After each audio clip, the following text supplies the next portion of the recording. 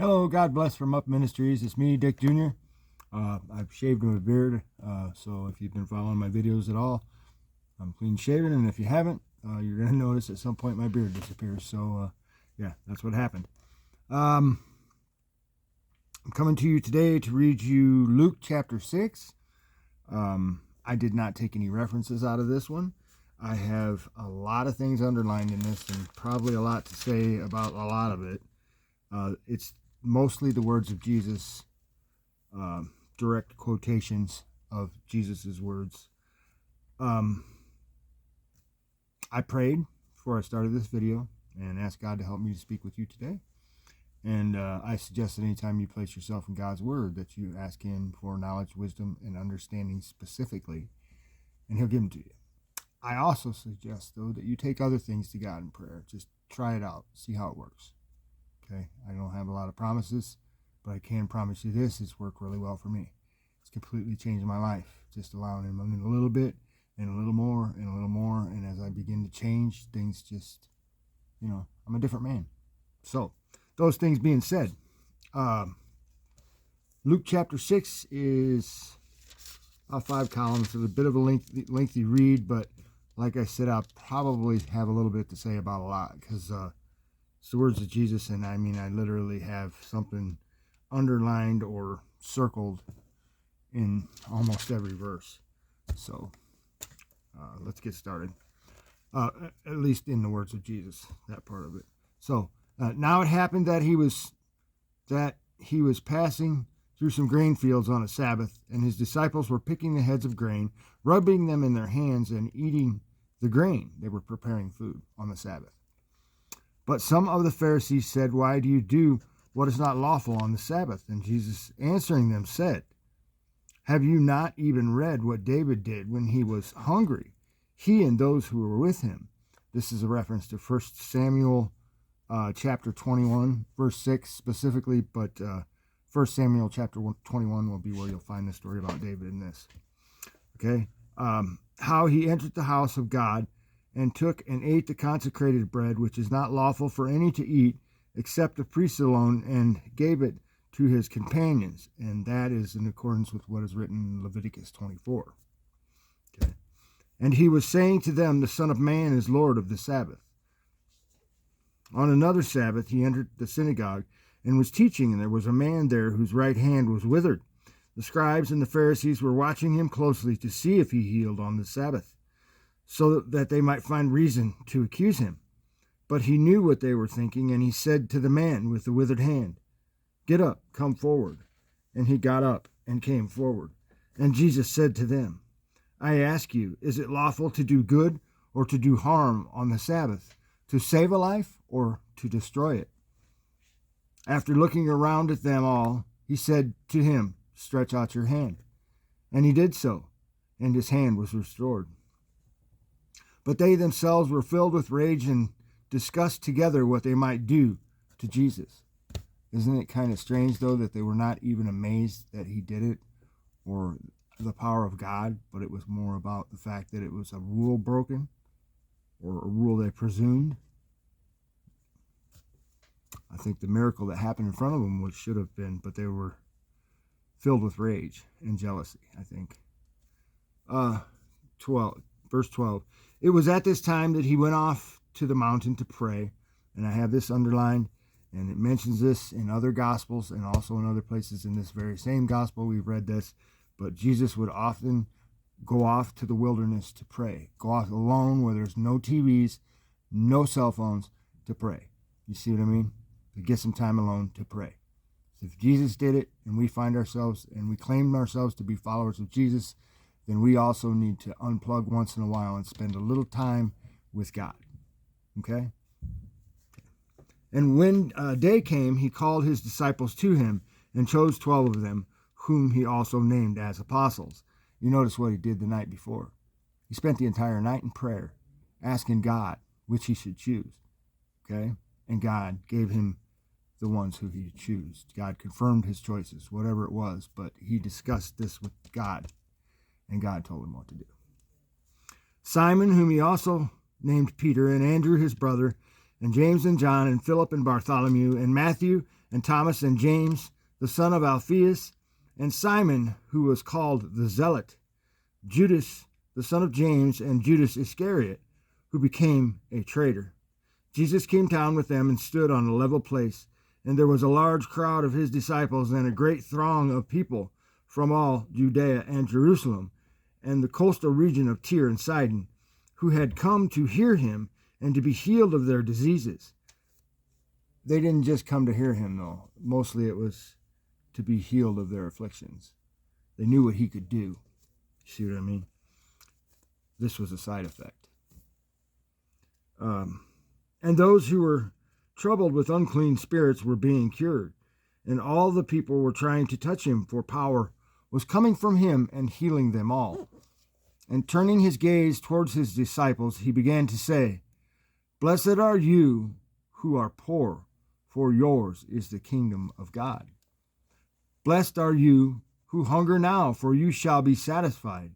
Blessed are you who weep now, for you shall laugh." These are called the Beatitudes, by the way. Blessed are you when men hate you and ostracize you and insult you and scorn your name as evil for the sake of the Son of Man. This is a great thing to hear right here. Just remember this when we watch the world crack on Christians, all right? We're blessed. We're blessed that they're doing it because we're right. Because it says so right here in this very book I'm reading. It's all about Christ's words, okay? Okay. Be glad in that day and leap for joy, for behold, your reward is great in heaven. For in the same way their fathers used to treat the prophets. And the thing is, the prophets have been proven to be right. You see what I mean?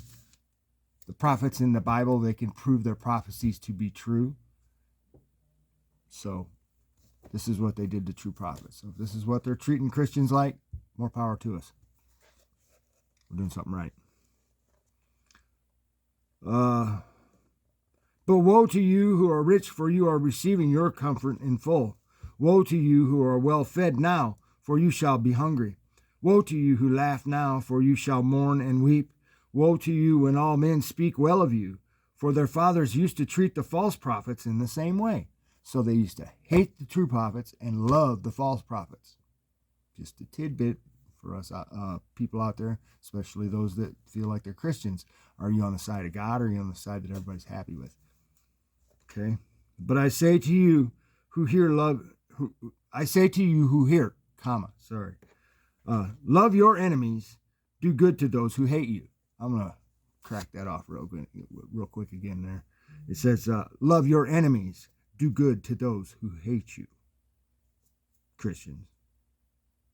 Okay. It's a bit convicting, but these are the words of Jesus. There is no interpretation here.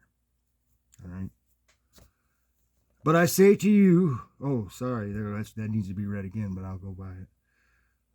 Bless those who curse you. Pray for those who mistreat you. Okay? You feel mistreated? Pray for that person. Not badly. Pray for them. God help them. God bless them. Okay? You don't hate on them. Whoever hits you on the cheek, offer him the other also, and whoever takes away your coat, do not withhold your shirt from him either. Give to everyone who asks of you. That's the thing right there. Did you hear that one right there? That's pretty difficult. Give to everyone who asks of you. Okay. And whoever takes away what is yours, do not demand it back. Treat others the same way you want them to treat you. Not do unto others as they do unto you. All right? Treat them like you want to be treated, whether they treat you that way or not. If you love those who love you, what credit is that to you? For even sinners love those who love them. It's really easy to be friends with people who friend you. Okay? Be friends with those who are not your friends. If you do good to those who do good to you, what credit is that to you? For even sinners do the same. If you lend to those from whom you expect to receive, what credit is that to you? Even sinners lend to sinners in order to receive back the same amount. These are the words of Christ. Are you hearing this, Christians? Okay. But love your enemies and do good. Do good all the time. And lend, expecting nothing in return, and your reward will be great, and you will be sons of the Most High, for he himself is kind to ungrateful and evil men, and he is. Okay? You know that you see people who are ungrateful and evil, who are doing very well. Where do you think they get that? They're blessed. Be merciful, just as your Father is merciful. I got this one circled and I'll bracket out to the side. This is very important. This is one of the most important things Jesus says. He says, be merciful just as your Father is merciful. You want forgiveness? You got to forgive. Okay? Do not judge, and you will not be judged. Another very important one-liner from Jesus. And do not condemn, and you will not be condemned. Another important one-liner from Jesus. Pardon, and you will be pardoned. Forgive, and you shall be forgiven. See? Give, and it will be given to you. Then they will pour into your lap a good measure, pressed down, shaken together, and running over. For by your standard of measure it will be measured to you in return. That goes both ways. Okay? If you are free and you help, it will return to you. If you are not, it will return to you. If you are sinful and hateful, it will return to you. If you are a loving person, it will return to you. A lot of folks call that karma, okay? But right here, Jesus is talking about a promise, okay? And he also spoke a parable to them. A blind man cannot guide a blind man, can he? Will they not both fall into a pit? So if someone doesn't know the way, you're not going to find the way by following him. You see? A pupil is not above his teacher, but everyone after he has been fully trained will be like his teacher. So everyone after we've been fully trained will be like Jesus, is what he is saying right here, most literally. Or we should be. Okay? Why do you look at the speck that is in your brother's eye, but do not notice the log that is in your own eye? Or how can you say to your brother, brother, let me take out the speck that is in your eye, when you yourself do not see the log that is in your own eye? You hypocrite, first take the log out of your own eye, and then you will see clearly to take the speck that is in your brother's eye. To take out the speck that is in your brother's eye. For there is no good tree which produces bad fruit. I circled that. There is no good tree which produces bad fruit. So be a good tree. How do you know you're a good tree? You produce good fruit. Okay. It's going to go on to explain that. But also, there is no good tree which produces bad fruit, nor, on the other hand, a bad tree which produces good fruit. Okay? For each tree is known by its own fruit. So if you make bad fruit, you're a bad tree, and if you make good fruit, you're a good tree, and it's that simple. There's nothing in between. For men do not gather figs from thorns, nor do they pick grapes from a briar bush. A good man out of the good treasure of his heart brings forth what is good. Okay? And the evil man out of the evil treasure brings forth what is evil. For his mouth speaks from that which fills his heart. And that goes both ways. And that's how you can tell what a man's about, by what he's talking about. Okay? It's that simple. Okay. Why do you call me Lord, Lord, and do not do what I say? I circled that one too. It's very important. If we call him Lord, then we need to do this. Right here. This. Okay? Everyone who comes to me and hears my words and acts on them, I will show you whom he is like. He is like a man building a house who dug deep and laid a foundation on the rock. And then when a flood occurred, the torrents burst against that house and could not shake it because it had been built well. But the other who has heard and has not acted accordingly is like a man who built a house on the ground without his foundation, and the torrent burst against it, and immediately it collapsed, and the ruin of that house was great. And he's not talking about a sinful house here. Okay, he's talking about people in our very churches who are not building their house on the rock.